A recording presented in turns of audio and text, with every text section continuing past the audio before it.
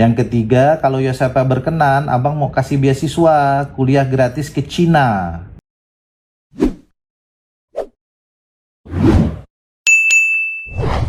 Nasib mujur Ocha, disalahkan juri LCC 4 pilar MPR, kini ditawari beasiswa ke Tiongkok.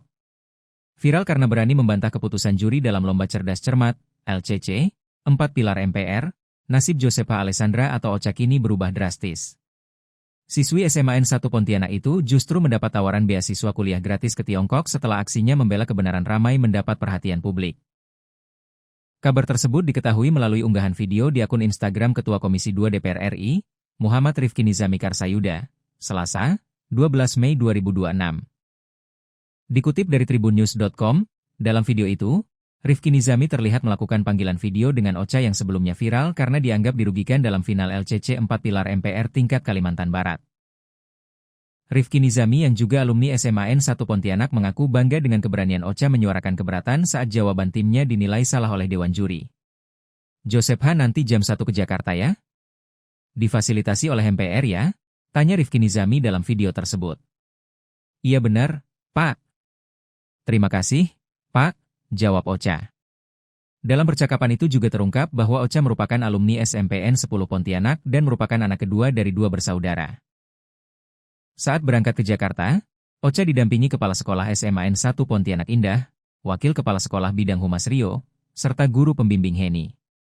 Rifki Nizami kemudian menyampaikan permintaan maaf atas polemik yang terjadi dalam perlombaan tersebut. Joseph H., saya anggota DPR MPR. Saya sekarang satu-satunya alumni SMA N1 Pontianak yang menjadi anggota DPR dan MPR di Jakarta. Saya minta maaf, Joseph H., kalau ada kesalahan dalam proses LCC kemarin, katanya. Ia juga menyebut MPR nantinya akan memberikan klarifikasi resmi terkait kontroversi penilaian yang sempat viral di media sosial. Tak hanya itu, Rifki Nizami memberikan tawaran khusus kepada Ocha berupa beasiswa kuliah gratis ke Tiongkok. Yang ketiga, kalau Josepa berkenan, abang mau kasih beasiswa kuliah gratis ke Cina. Nanti kasih tahu orang tua kalau mau, ujarnya. Mendengar tawaran tersebut, Ocha langsung mengucapkan terima kasih. Terima kasih banyak, Pak, kata Ocha.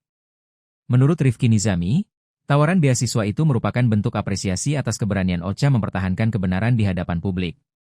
Ia menilai Ocha adalah contoh pelajar yang memiliki keberanian menyampaikan pendapat dan pantas mendapat dukungan.